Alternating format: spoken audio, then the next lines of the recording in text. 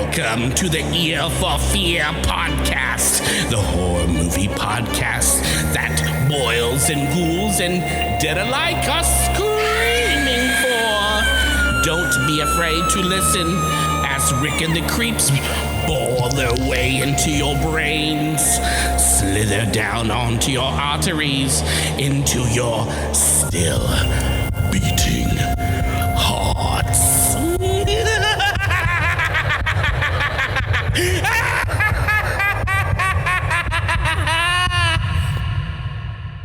Hi, welcome to the Ear for Fear podcast. This is Rick, and this is the podcast that talks about scary movies or movies trying to be scary. Got Morris back in the house today, one of the creeps. What's up, man? Today, you and I are going to be talking about 1989's Leviathan. Before we jump into this thing, let's do a quick synopsis. Underwater deep sea miners encounter a Soviet wreck and bring back cargo to their base located on the ocean floor. The crew soon realize that the cargo contained a mutant creature that's the product of a failed genetic experiment. They must fight to survive as they are hunted down one by one.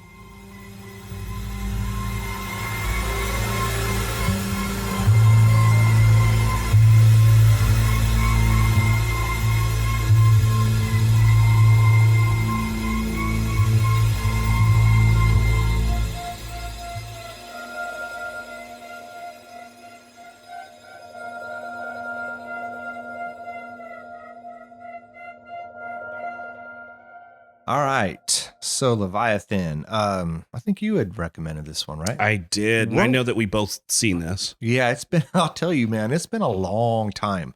This movie came out when I was working at the old Cinedomes. Okay.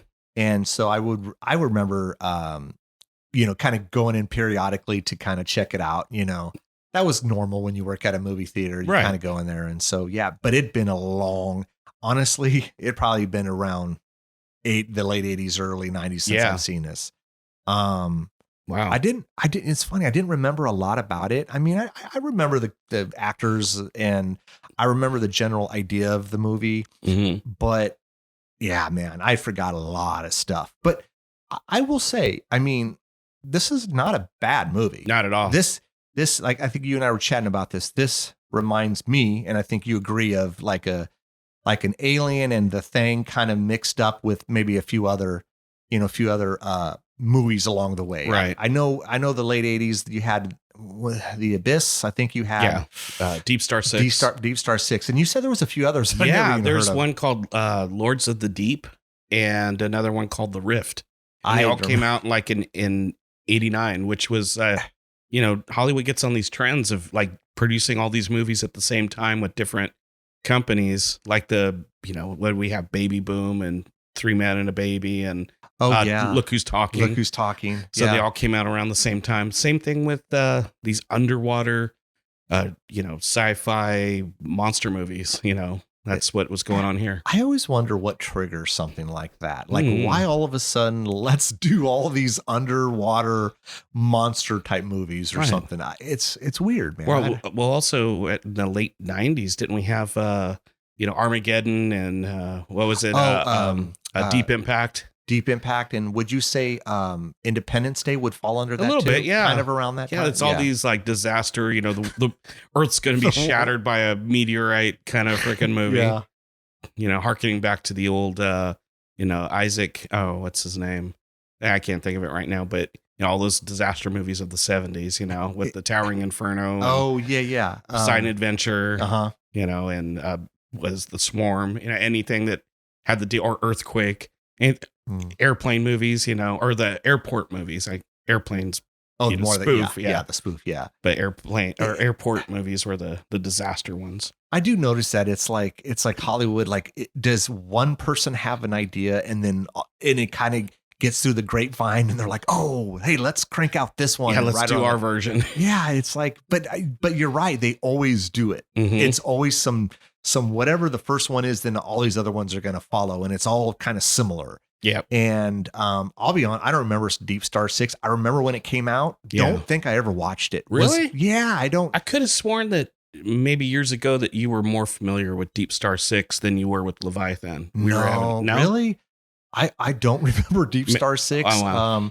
You sure it wasn't maybe Deep Rising we were talking about? Maybe. That one was cool. But that was in the 90s. That was in the 90s. Yeah. But Leviathan, yeah, man, this still a good movie. Yeah. We wanted to do kind of like a creature, like a monster movie, because we hadn't done one in a while, and you had recommended this one, and I'm glad, because I mean it's been a long time, and I still like it. Very, very late 80s. The effects, I think, are by Stan Winston. So, I mean, most of the time he's pretty solid. And when was Pumpkinhead? Because he did 88. Pumpkin. So around the same time he's doing, because I love Pumpkinhead. Oh yeah. The figure itself is pretty damn awesome. But of course he does, Aliens. And of course he did, Predator. He's done Jurassic Park. Dude, his stuff is he did the Terminator part 2. Well, maybe he did part 1 too, but definitely part 2. So I mean his stuff is very, very on point. Yeah, it is. Yeah, so these effects are pretty good. I could tell, part of it he might have been pulled. I want to say he was pulled in another area, so his team was working on this. So he may have started some of the concepts. Okay, but his team kind of finished up the movie. So I don't think he was like hands on deck. He wasn't hands on deck, but his team, which he trusted, was. So I see. Yeah, but it does show that his stamp's there. It does. Yeah. I mean, there's some parts, as as we'll talk about, that it's like, okay, it's a little hokey. Yeah, a little hokey, but I kind of felt like it worked. Yeah, like, because I don't mind hokey, and I don't think this thing is trying to be too serious. No. So it's on the same, like I said, it's on the same veins of like The Thing and Aliens, but underwater instead of say in space or Antarctica. But it more so, I almost say more so The Thing. Yeah. Because the fact that this creature, whatever this thing is, this organism or whatever, somehow when it gets inside of them, it bonds with your cells. Yeah, bonds with your cells, and then it alters you. And then it finds that it takes any other victim and it kind of absorbs them. Mm-hmm. And now, do you think it absorbs their memories? Because it seems like that's the case. That's what was going on. Yeah. Yeah. Similar to The Thing, right? Similar to The Thing. That they know so much. Yeah. Well, yeah, there was a scene where it went for the blood. It went for the for the blood. Yeah. And that was a harken back to The Thing. It has to be. Yeah. Has to there be. was no, mistake there. So let's run through some of the characters. I guess we got Beck, which is Peter Weller. Mm-hmm. Doc, which is Richard Crenna. Mm-hmm. I'm not going to go through every actor, but Willie Parrish, which I believe his character's name is Six Pack, and that's Daniel Stern. Yeah. Ernie Hudson is Jones. De Jesus Bowman Cobb, and Miss Martin is Mig Foster, and people would remember her from They Live. From They Live, and she's the one with the real crazy, creepy ass, like I look through you eyes. Yeah, like, she's got those real crystal, dude, those clear eyes. Those eyes are seriously creepy. Well, I had a girlfriend with eyes like that. Those are not contacts. No, color contacts. Those are real eyes. I had a girlfriend that had eyes just like that. Dude, so her eyes were like, it was like looking through crystal. They're pretty. Yeah. But I don't know if I could ever like look elsewhere if with eyes like those. they're definitely mesmerizing. But yeah, so the idea here is they are they're miners. And the company that has hired them is they're digging for what? Silver mining, yeah. And this is like around maybe 70 or 80 days. They're just about done. Yeah. They're trying to hit their quota. They have a few days left. Yeah. And they're close to the coast of Cuba. Cuba? Yeah. Okay. Is that where they're at? Yeah, okay. Yeah. Okay. Close to it, like a few 100 miles away. Okay. Yeah. So yeah, there's only a couple days left. And I think it's Six Pack, and who else is with him? Is it Willie? Yeah. Is it Willie? Amanda Pays. Yeah. Yeah. So they go out on like a little expedition here. What were they trying to do at this point? Were they, because the other ones because I remember Beck was giving them the day off. Oh yeah. But then they didn't they do something to kind of piss him off or something? And then he made them do something. Oh, well, before that, remember we're getting to know these characters and what they're doing underneath the water, and De Jesus is and this comes kind of into play later, but it's a trope with these kind of movies. His suit, be it that you're an astronaut in the sky or underneath the sea, it there's pressure in the suit that keeps you alive, so it starts depressurizing, and he's gonna, if he doesn't get help fast or get inside the facility, he's gonna collapse and explode. So remember, it malfunctions. Yeah, malfunctions. And Doc wasn't on deck to help him. He was nowhere to be found. Which Beck was pissed off. Most of them were pissed off. He was supposed to be in the control center with Beck, and he wasn't. And I guess there's a history with Doc kind of screwing up in the past too. Yeah, and it kind of felt like this was like maybe kind of like the last job he could get, and right.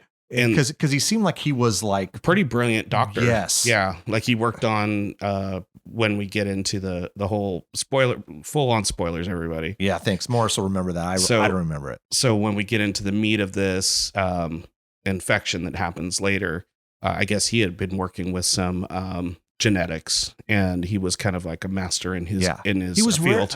Renowned, but then yes, we don't know really the full story on what happens to him. Right. Something happened along the way, but they didn't really flesh it out. But they give you a little snippet. Bit. And I think while they're on this kind of little this particular expedition or whatever at the beginning, I think Six Pack picked up what it reminded me of? It reminded me of like a poor man's version of the hugger from Aliens. Oh yeah. But he picks up this like spider looking thing at the bottom of the sea. And I think it looked like the hugger, right? And I think it was supposed to be like a face hugger. It was, and it was not as cool looking. It was definitely a crab. Like a spider crab. Is that what it is? Yeah. Okay. But the thing is this movie will do little wink at the audience homages to like better movies. It does. And we were talking about this like the sets look fantastic. Oh my God. Whoever the production designer was on these sets, they spent some money because there's definitely some hydraulics working. Oh, for sure. With that stuff. Like the doors closing and all. I mean, no, it looked good. Like, and that's what it wasn't a Roger Corman production. No. But I wonder, like, because building sets like that has got to be time consuming and expensive. So do you think, like, say in Aliens that came out in 86, do they share like some of these sets so that they can reuse it? Like a studio will share it with, say, this other studio? Right. I think they do that with, I think, Aliens in particular. They probably didn't share these because I want to say this was made here in North America, be it that it was either, Canada or somewhere off the coast here. But and then we know that Aliens was shot over in England. So that's right. Yeah. So I doubt that they would have. I don't know how they would do that. Like, no, they transport sets off. They wouldn't have done that. No. They just would have junked them or recycled them over there, I think. Yeah. But you could definitely tell that the production artist or production designer on this took his cues from Aliens. Oh, for sure. Because the grates. Yeah. Oh, yeah. And the water underneath and that kind of stuff. Even the corridors looked very Aliens. No, it did. Yeah. I mean, it looks definitely it looks not really Alien, good. but Aliens. Yeah, more so Aliens for sure. It looks good. Like it's believable that they are underwater, right? And in this thing, this whatever this is, this facility. Yeah, it definitely feels like it. It feels real. But when Six Pack picks up that spider, he eventually plays a joke on Willie. Yeah. And then she reciprocates it and plays a joke on him, and he gets pissed off. And I think that's where they get into trouble with Beck. Right. And they have to go do this thing. Whatever this is. I don't know if they were fixing something. Yeah. I mean, I guess if you're pissed off, at them, you give them a really crappy, trivial job to do that they don't want to do. But this is where Six. Oh, I'm so sorry. I was going to say, and we also have to mention that these guys are off in like 3 days. Their stint of working. Yeah. They're off for 3 days and they get to go back to the mainland. So they're just counting down the days. So to do this grunt work at this point, it's like, oh fuck, really? And I think if Beck had given the rest of them the day off, and so when they pulled this little stunt and they got in trouble, they had to go work. And everyone else was off. But they're counting down the time. They have like a little whiteboard and they're writing down, okay, 3 days, 2 days. And as long as they meet their quota, because it seems Right. like if they don't meet the quota, then they only get half the pay or something like that. crap like that. But so when they're when Six Pack and Willie are doing whatever they're doing outside of this facility, Six Pack disappears, Right. And Willie goes to look for him, and they come across basically a sunken Soviet ship. Right. But before that, didn't they have all those sandworms like kind of creeping? There's, those, they look like reeds underneath the water, but they're sandworms. Is that what those are? Yeah. I think Willie had come across those, right? Because we don't know where Six Pack is. No, she like walked through the sandworms to like, where did he disappear to? Yeah. And then comes across the ship. And, and it's in Russian, but Doc, which is Richard Crenna, can read Russian, and he says it says Leviathan on it. Right. And they look up that the Leviathan vessel never was shipwrecked. It's actually in Russia, and I guess back in Russia. Yeah, they looked it up on a computer to find out where it was at, and they said it was like the Baltic Sea. And they're like, well, that's not right because it's here. So there was a cover up. Yeah. And we find out that it was basically it was torpedoed, yeah. Shot down, and they try to cover it up. And it's like, well, why are they trying to cover this up? And then so when she finally finds where Six Pack is, he's got this big kind of big box, like a cargo box, and they bring it on board, and it's got all these different compartments, and there's isn't it a safe in there? I think there was a safe. I'm not positive. There looked like 6 to 8 compartments, and it had one had like a videotape from like the captain of the Leviathan. Mm-hmm. One had like a bottle of vodka. One had like a ship log. Had like a flask that Six Pack took because Beck confiscated the vodka bottle. The vodka bottle, yeah. But Six Pack took the little flask, and so I think and again, I don't know if I'm missing something here, but I want to get kind of the meat of this thing is where he wants to share the vodka bottle with with the whole crew. The bottle itself, but Beck had took out the vodka because he had it in his little safe, and he took out the actual vodka from the bottle and replaced it with water, which it was kind of funny. So they like picked the lock of Beck's like area. It's almost like a safe area. It's almost like a little safe, and they plugged in the number and opened it up, and they got the bottle, and they poured shots, and then when they're like, he was onto us, because he knew that we were going to do that for sure. But Six Pack still had the flask, and he shared that with Bowman. And so the next day he starts feeling sick. They were sharing shots off of that flask. Why do you think it took longer for Bowman not to feel? Because they took the shots at the same time. I think it's maybe he had more. And maybe he had more. Maybe she had a little bit. She just had a little bit whatever he poured out of it, and maybe he had more. And whatever this experimental organism is, they mixed it in with like food and drink from this this ship, the sunken ship from Russia. So it goes in and it just alters your cells. So he was feeling sick. He was getting like lesions on his body. Yeah. It almost looked like scales. Yeah. It looked like scales, like, a fish or something. And it was scaly looking, and it was kind of all over his body. And then he eventually just kind of dies. Yeah, he dies within 8 hours. He rapidly just deteriorated. And I know that the whole everybody else, even Bowman, he was the only one that was like left in the facility. Everybody else, aside from Doc,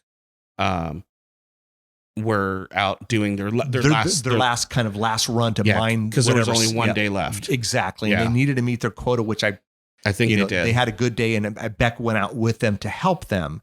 But Doc stayed back, and then he passes while away. They were gone. And then Doc shows Beck, and they kind of keep it on the down low. Don't freak anyone out right now. But he's telling them this is he's dead. And then don't they make a call to Miss Martin here? Mm-hmm. And she's like how do you explain her? She's like your typical like corporate. I'm very cold. Yeah. Let's get the job done. Let's get the job done. I'm all about the money. it's funny. You can tell she doesn't really care. She's like, well, I'm going to leave it up to you, but this doesn't look good if you do this. Yeah. If you call in an emergency and get picked up a day before you're supposed to go, let's just, just play it out and, and see where we're at, just keep me updated. Yeah.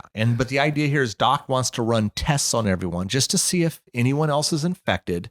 So he does like exams of everybody. And everybody pretty extensively until Bowman, then he gets pulled away. He conveniently gets pulled away. Conveniently for the story. Yeah. For the narrative of what's going on. Yeah. He gets pulled away to go take care of something else. And I can't remember what it was.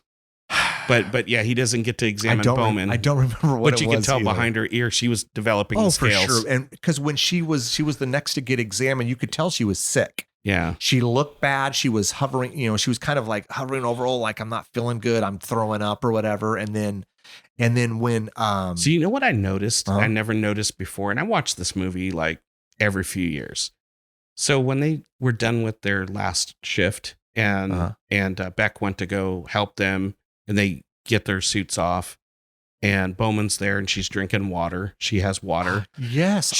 After she drank water, Beck drank off of her water. So, okay. I noticed this too, Morris, but she had 2 water bottles in her hand. She did. She had 2 water bottles in her hand. I thought the same thing. Well, by this time she had already drinking that vodka in the flask. So it's in her system. So then if he drinks out of that water, then he would get it. But if she had 2 water bottles in hand, it did look like though that she gave him the water. Yeah. Yes. I'm pretty sure he drank from her. If that was the case, though, then he would have had it. He would have had it, but narratively, I guess he doesn't have it throughout. We're just to assume since she did have 2 bottles, maybe it just looked like she was giving him hers, but it was really right. It was really his own. Yeah, and so I caught that too. But I think Willie comes in and she's hunched over and she's sick and Willie's like, well, let me go get Doc, know, and, but she's really not doing Bowman's good. not doing good. And then she goes to check on Six Pack. And he's kind of isolated in a different room. And the room totally reminds me of Aliens from, for sure, from where the face huggers were locked absolutely, up. Man. Where it's like off from the other room. It's close, but it's close. Yeah. It's so funny. That they're like, let's do those sets right there. That's what I want our design team to do. So why not? Right? She goes in that room and then she pulls back his covers and man, he's dead. He's dead, and it looked like something was crawling out of his.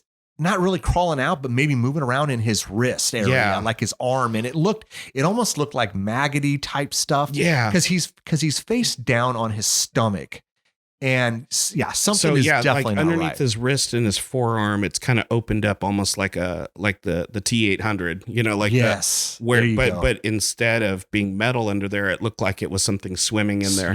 Yep, exactly. And she gets freaked out and she makes a decision. Yeah, she ends up killing herself. Yeah, she cuts her wrist. Suicide in the shower. Yeah. And I think they find her. Yeah, Doc finds her, and then everyone else comes in, and then this is within a matter of minutes. So it's not long, and then too, I don't know where they were in some other part of the ship, and they heard like a loud noise. Well, everyone is this point is where they start sharing everything that they know, right? Because they hadn't told the crew yet. Yeah, so they're telling the crew. They hear a loud noise. We're like thinking, well, who the hell is it? Because the other 2 are dead, and everyone that's left is in this room. Right. And then they go into that room, and that's where Doc and Beck go in, and they see that Six Pack and Bowman are fused. They're fused together. Yeah. Like I said, kind of similar to the thing. And then there's like and then growing from them too is like some tentacles. Yeah. So they make a quick decision like, okay, let's put them in a body bag. Yeah. And very, very The Thing, Very much so. Yeah.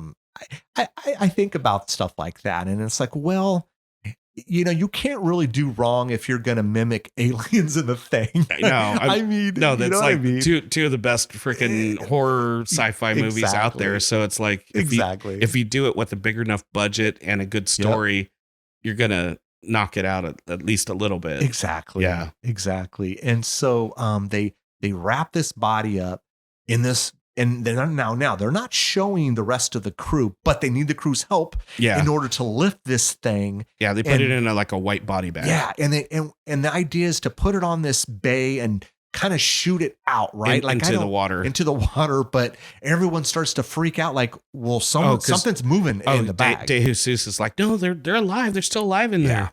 And then that's when a face comes out of one end, and then there's a claw that scratches. Was it Cobb? Cobb. Yeah, that's Hector. That's Hector Elizondo. Hector Elizondo. Yeah, Elizondo. Yeah, crap, I always forget his name. But it scratches his chest. Yeah, and we're like, shit. You're getting it now. Well, the funny thing is for the longest time, you would think that he wasn't. It's like, damn, it's not happening. But it takes a little bit. I think again, it's like for the sake of the movie, and it's like, however they decided it was, the rules. It's like, okay, well, he's gonna survive a little longer, but he gets scratched. Everyone else seems fine, and of course they open up the bag and they see this thing. It's nasty looking. So they put it on the bay. They shoot it out real quick. Yeah, it's hard because it's getting away from everybody, but they're doing it, and then a leg gets smashed off. So they don't see the leg that gets smashed off. That's on. Is that what happened? Yeah. Because I remember seeing the leg, and I'm like, I thought it just broke off. No, it broke off, but it's in their area. It didn't get shot out into the water. So so there's one out in the water. Yeah. So that one's there in the water, wherever it is, and I think that comes up later. Yeah, that's the final one. That's the final one. Yeah. So, but then the leg has its own. And then they keep showing the leg, and the leg has like a worm that's like almost like an eel worm with teeth that crawled out of it. So, hold on a second. Mm-hmm. So if this part of the leg comes off, the other part that got shot out in the water had the face of Six Pack and Bowman. We see that later on in the movie. No, I think sure? the faces that you see are Cobb. The ones that eventually get absorbed by it. Yeah, oh, okay. Yeah. It's Cobb, Doc, and De Jesus. Okay, so because this thing seems to be very quick as to feeding, and then kind of it feeds, it absorbs, and it grows very quickly. Right. So that's what we saw, and then at the end, okay, that makes more sense because when we get to that part, okay, so we know. Let's see here. Cobb has been scratched. He's still alive for now. Right. But Six Pack is gone. Six Pack is gone and Bowman is gone. And they get called away because they wanted to go fix something that wasn't working. What was not working? What was it working? It seemed like something was broken on this ship all the time, or whatever this was. So they went facility. They went and they left Doc. No way. They left De Jesus. No. I'm sorry. Jones, De Jesus were together. They were because and I want to say, was Cobb with them, or was it? Yeah, I think so. Or was it Willie? I can't remember because we know De Jesus, as soon as he's done with this, he wants to go to Switzerland. He wants to ski. He wants to go skiing. But they're trying to piece together, well, how did this all happen? And then that's when Jones is like, well, it makes sense. They put it, you want to test an experiment. Well, they're testing on knowing people. They're going to put it in the drink. They're going to put it in the food. Exactly. Put it in the coffee as Cobb was putting it up to his. Yeah. He's like looking in his cup. What they were implying was, and I don't know if you got this, is that I don't know if this is like a, how do I say this? This was a Soviet ship, right? Right. And the idea is that, at least in their eyes, all Soviets drink vodka. Yeah. And so let's put it in the vodka. Right. Like us, we drink coffee. So it would be put in the, to me, I think it's kind of messed up to assume that, but that's right. For the times, that's what that's what they're implying at least. And so Cobb is just about to drink the coffee when that's mentioned.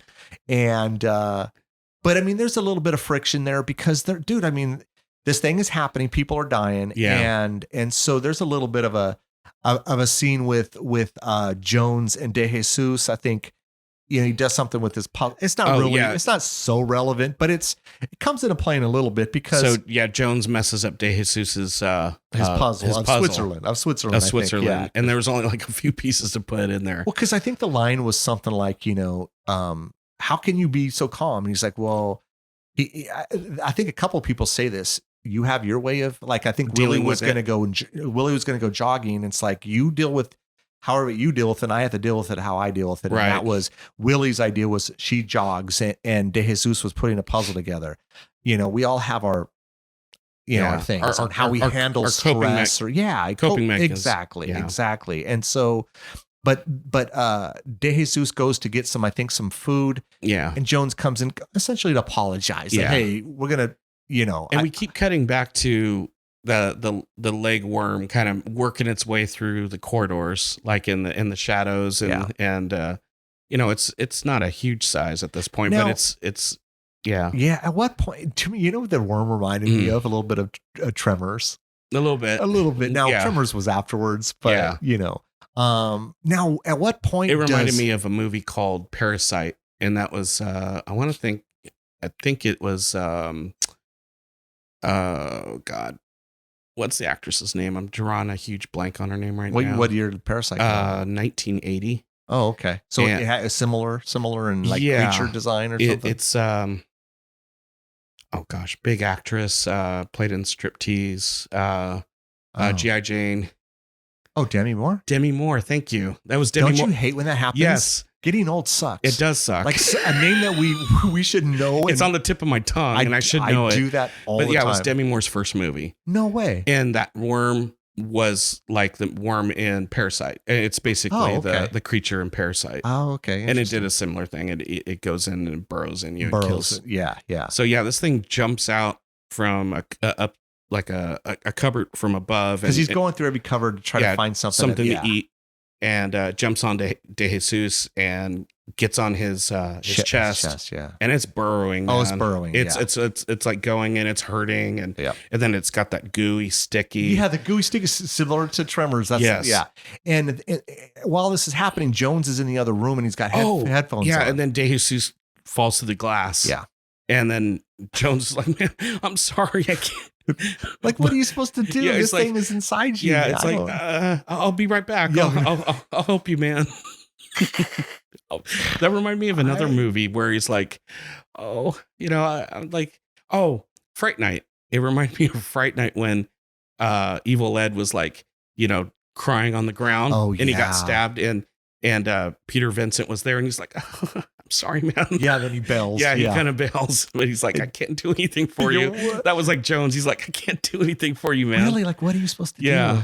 I mean, I can't pull this out of your. Yeah. I mean, what am I? And I don't want to get it. It's like, look, dude, you already got it. I don't want to get it. I don't want to touch it. Let me go get the doc. Everyone's like, let me go get the doc.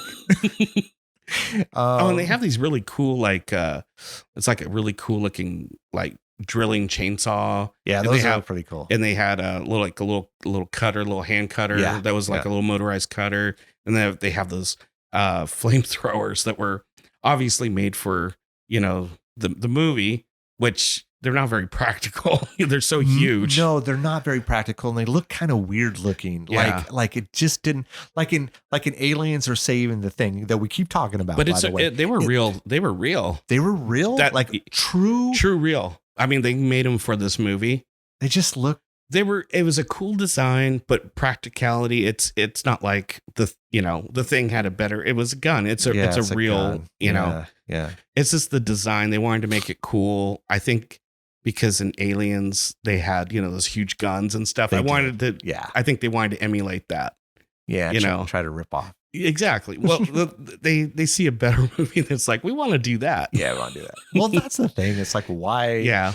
I mean, look, I'm all about originality, but sometimes it's like, well, why mess with the wheel? If it works, just go ahead and copying it's a pure form of flattery, you know? Yeah, why not, man? And just change it enough so it doesn't look like exactly the same thing. But yeah, this thing basically, so De Jesus is gone. Yeah. At what point so Ernie Hudson's character, Jones, he closed the door behind him, so he would have been in that that little rec room. Yeah.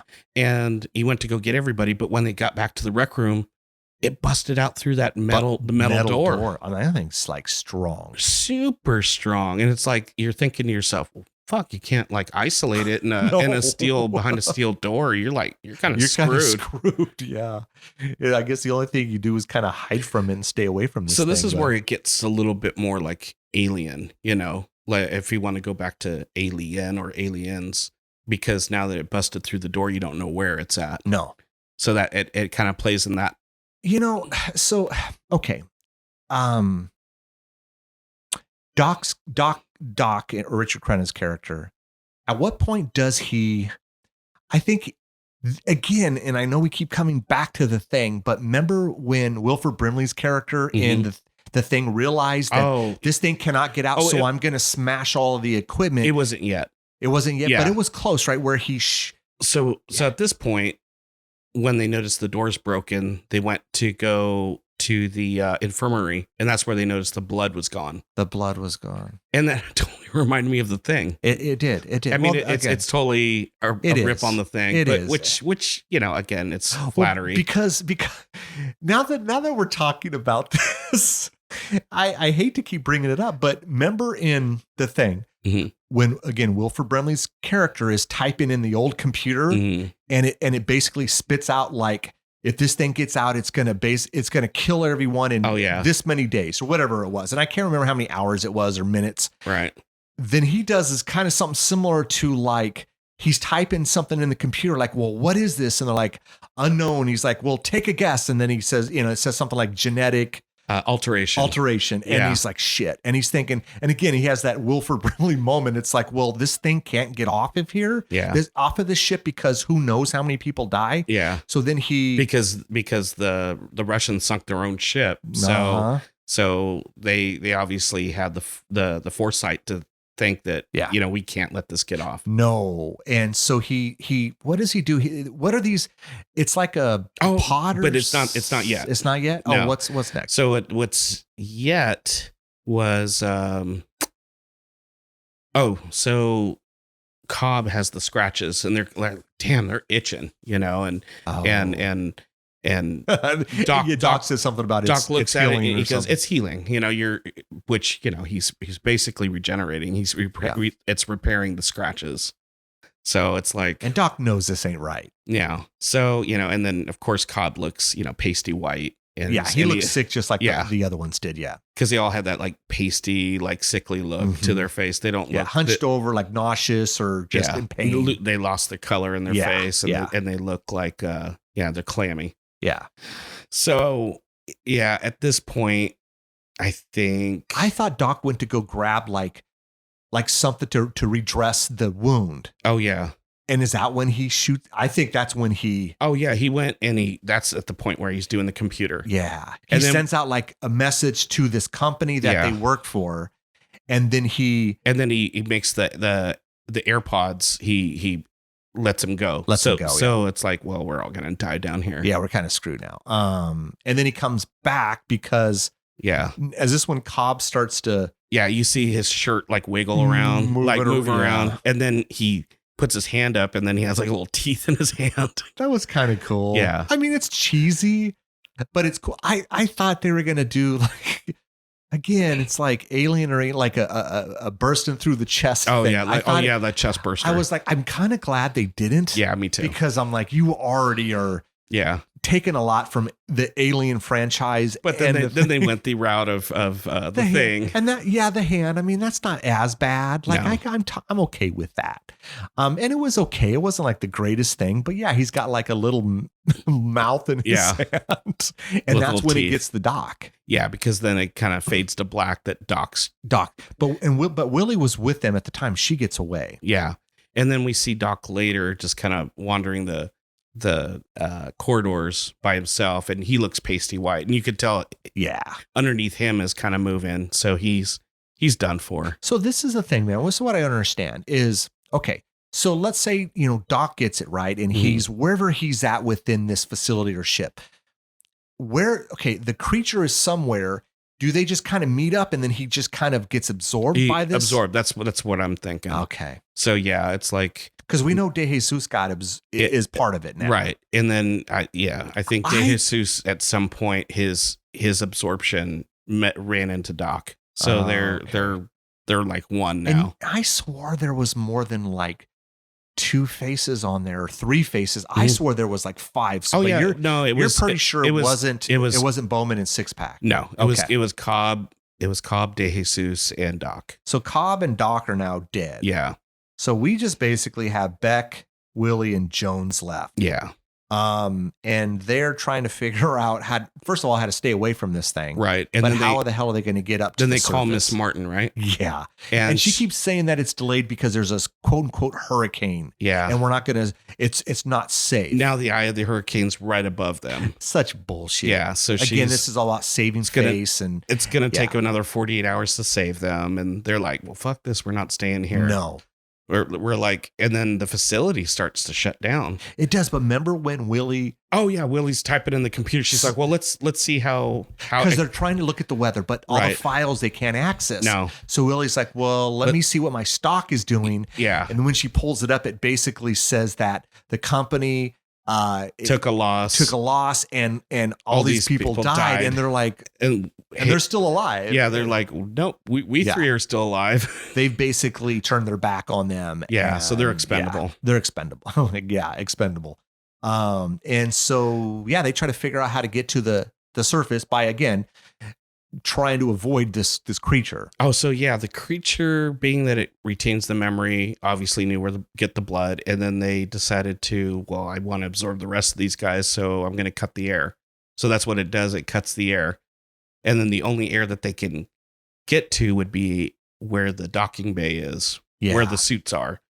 And they're like, well, shit, and then you can hear the facility shutting down. It's just like an alien or aliens. What is it, like 9 minutes or 8 minutes? It's totally like alien. Yeah, it's like 9 minutes until, self-destruct or some shit like that. It's, implosion. Implosion, is that what it is? And it's like, oh my God, so they're trying to get there and they're going, and this is where it gets really high action, because this is the same director that did, Rambo, First Blood Part 2, and he did Cobra.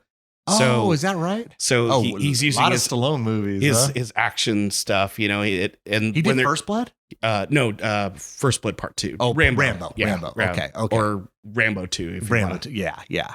And Cobra? And Cobra. Oh, nice. Okay. So, they're going through the corridors and like they're running. I mean, the facility's like breaking down and metals all over the place. Yeah, and it looked like it was kind of like crunching in. Yeah. So each little area, it's funny. They had to like jump from one corridor to another behind another door, a rolling door, and they're trying to hold the doors open, and you can see the creature coming at them. Oh yeah, and they're trying to hold them off. And it's funny. It's like, for the sake of the narrative, obviously it didn't affect him, but when the creature comes out and grabs Beck, it has its claw on his chest. I know, it was almost like a hand. It looked like a hand. But it's like a claw hand with nails. That's what I know. I'm did not dig into him. But yeah, it's like, obviously those nails are going to pierce him and he's going to have the infection in him. Exactly. But it didn't get him. It didn't get him. And he took the saw. He took the little tiny saw that he could get it, and then he cut one of the tentacles off or something like that, and they was able to get through the door that Jones was holding. I always think about that with like a werewolf movie, because if you get scratched or bitten by a werewolf, for sure, you're going to become a werewolf. And dude, zombie movies, as soon as you get even if you get scratched or just a little nibble, you're getting it. Or like in zombie movies where they have blood and you get blood in your mouth and your eyes, except for 28 Days Later. But any other zombie movie, like even The Walking Dead, it doesn't affect them.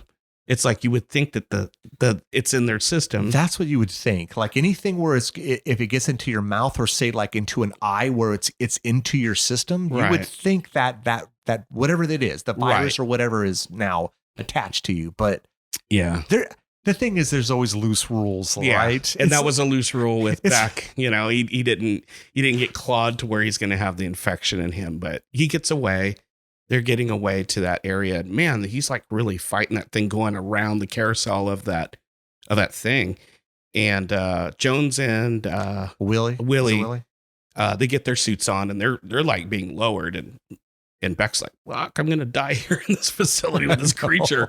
And he's just running around and sawing at it, and I think he gets to a point where he can get his suit on. I can't remember. I think there's like just a small enough, area or time frame where he can get it on, right, and try to get out. Yeah, he's trying to hit the hydraulic and it's not working, and then it finally does lower, and it squishes like part of the creature, like its head or something. Its head, and it totally like crushed the head, and this is where we're to assume that creature is now dead. So is that what you think? So yeah, that's I never got that, Morris. Yeah. No, I've watched it so many times to where I always thought that was the same creature. I did too, yeah. But this time I watched it with the last few times I've watched this movie, I watched it with different eyes. That creature is actually dead in the facility, and it crumbled and it got crushed. Okay. So the one that gets them later, because they're being shot up with their suits, they have like balloons, a tank of oxygen, right? Is there an oxygen tank? And it basically, they're in these suits, and it's basically shooting them up to the surface. But only so far. Right. And then they have to basically disconnect from this suit. But at the same time, their suits are decompressing too. Oh. So I'm glad that they use, not that would be real, but I'm glad they use some sort of movie logic to where I'm thinking, if you're going to go up that fast, you're going to explode, but I guess the suit's decompressing as they're going up. So they're, the oxygen's not going to like just blow, the suit's going to blow up. They're going to die. But they're being shot up to only so far. And then they have to swim the rest of the way to the surface. And you would think, man, that would be how far would that be? Because it's further than I think you think it is, because I was while I was watching the scene going, oh my God, like I'm thinking it doesn't look far. Yeah. But I'm sure I don't know how many feet that is. Because you think about it, without oxygen, without oxygen, without breathing, what do you have? Like I'm really in your swimming, you're really exerting. What do you have? 3 to 5 minutes? Maybe. But then the fact of what you're going through, maybe that decreases that. So maybe you got a minute or something. And then the idea of just swimming, like I felt when I think it was Willie was swimming towards the top. I'm like, Jesus, is she gonna make it? How far is it really? And if she runs out of air in her lungs before she reaches the top, she's gonna. Oh, she's dead. She's dead. She's dead. And you're dead. And so her and Jones make it, and then Beck makes it last. Yeah, very last. Yeah. And then in the meantime, there's a helicopter because. It's looking for them. Is this like a Coast Guard? It's a Coast Guard, and they're scouring the area. They don't see anything, but they're only going to do one more run. One more run because I think Beck did one round of flares, nothing, and then they saw the helicopter, did another round of flares. The Coast Guard saw them, but no, they had been up on the surface for if I had to guess for a bit. Really? Yeah. Okay. So they were there and weren't they almost attacked by sharks? Yeah, there were some sharks getting them. See, I didn't want the shark. Yeah. Okay, so it's like, to me, it's like you're introducing and I know sharks are real, but in a sense, because you have one peril over another peril. Yes, and I didn't like this part. Yeah. I just have them floating. We don't need to see a shark or multiple sharks, because you're now introducing some other element into this. So it just isn't needed. Right. They are already in the middle of nowhere with still a potential creature coming after them, and nothing in sight. We don't need a shark as well. I felt it didn't fit for me. Right. But then they do the last flare. Coast Guard sees them. They come to pick them up, and this is when the other creature that you're talking about, the creature with six pack and Bowman comes out of the water and gets a hold of Jones. Yeah, and that was kind of messed up. So even Ernie Hudson said he had some, because I watched a documentary, or I watched a little interview with him, and he said he enjoyed the movie, doing the movie. That was the one part that he had a problem with. Yeah. Was like, okay, I've survived this long. It's like, come on, man. Exactly. Really, did you really need the last little, where I'm, have it come up, but we all, get away and blow it up. But why did I have to die? That's what I didn't understand. Because honestly, his death was nothing. It was it like held him under the water. So you're assuming that it drowned. He kind of just disappeared. I actually thought that he was going to survive. Like maybe he went down and then he went, I don't know, swam around the creature and came back up and was going to get on the helicopter. And I'm like, are you serious? Yeah. Cause honestly, what did it remind you of? Did it remind you of Deep Blue Sea at all? Yeah. Remember you had, there was 3 of them. It was the female. I think she did end up dying. She did die. And then you had LL Cool J, and I forget the other actor's name, but Thomas Jane. Is that what? Yeah. They used something similar to get to the surface. Right. And so it reminded me of that. And then, then he dies. And then Peter Weller, Beck's character, has like some sort of he has grenade or something. So he has a Sheriff Brody moment, from Jaws. Dude, okay. So this, for me, when I was watching this, I was like, okay, we know, especially with 80s movies, the one-liners. Yeah. Like, I mean, Arnold was notorious for them. I felt this was a missed opportunity because I think he says something like, you say ah, motherfucker. Say hi, motherfucker. No, say ah, motherfucker. Is that what he said? Said ah? Say ah. Like open up and say ah. Okay. I thought, and I know I probably overthink this. I'm thinking of like some cool like 80s line. Why doesn't he say like absorb this motherfucker? No, I don't know. But is that stupid? No, so I got the whole I got the whole Sheriff Brody thing, when he had the gun in Jaws and he what's he say? Smile, you son of a bitch. Smile, you son of a bitch. Say that's a total ripoff of Jaws. Yeah. Or, or what's the John McClane, yippee-ki-yay, motherfucker. Yeah, from Die Hard. It's just a little, and it was at 88. That was 88, so it was a year before. Yeah, to me, I don't know, something cooler than say ah. Like, right? Wouldn't that have been cool? Like, absorb this motherfucker because he's throwing it in his mouth. But yeah, blows up the creature, and then they get onto the carrier where the helicopter to go back to where I guess this corporate has this facility. Yeah. And again, I don't know. And then, him and Meg Foster's characters. Yeah. Meg Foster's character, Miss Martin, this, this complete bitch that left them to die. And what did she say? Oh my God, I'm glad you guys are okay. Glad you guys are okay. And then what did he punches her. And nobody says something to her. He's like, I'm okay now, or I'm better now, or something. Something but like he that. Totally like man punches her in the face. I don't know. I wanted something else. Yeah.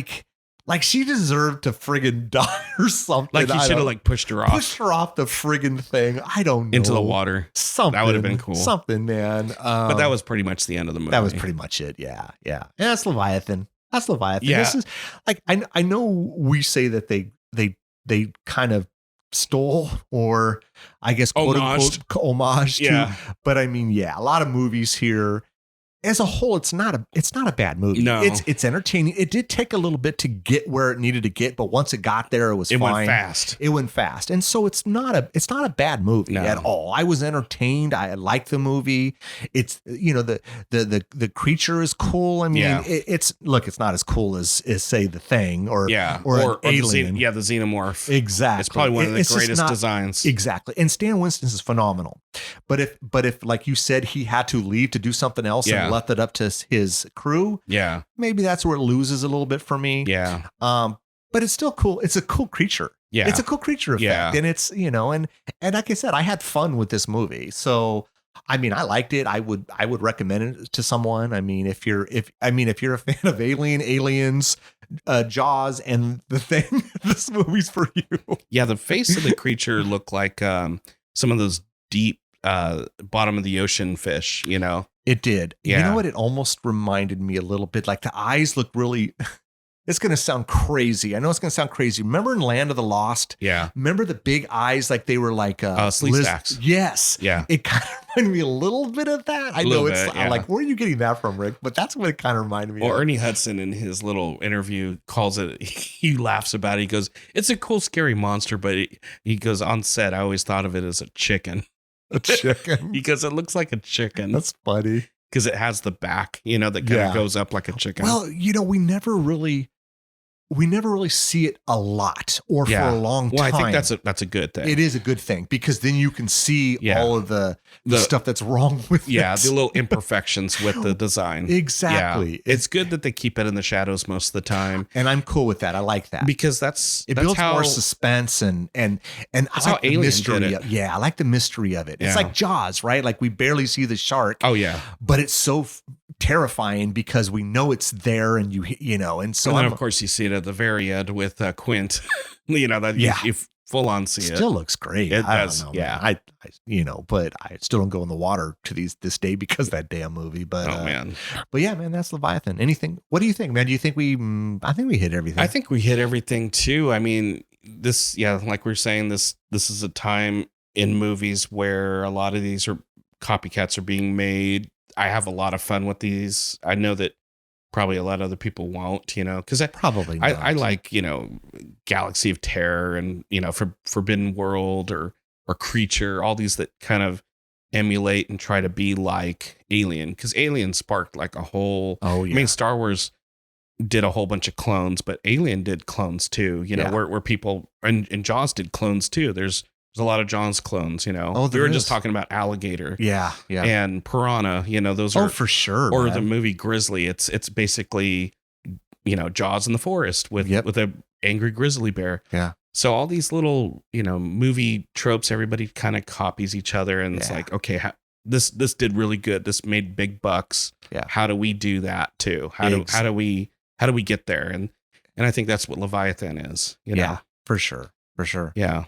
Yeah, but I mean, like I said, I still enjoyed it. I think I would still recommend it. Oh yeah, it's a cool little flick. It's a fun flick. It is. So yeah, man. I guess that's it. Yeah, I guess that's it for us. Thanks again, buddy, for coming on out. Absolutely. Everyone, thanks for listening, and everyone, take care out there. Until next time. You listened all the way to the end. We appreciate that. Don't forget to follow us on Instagram at Ear for Fear Podcast, Twitter at Ear for Fear, and subscribe to our YouTube channel at Ear for Fear Podcast. You can also check out our website, earforfear.com. There we list news and events. We're available on all the main platforms, so make sure you tell a friend. We hope you come back and get an earful.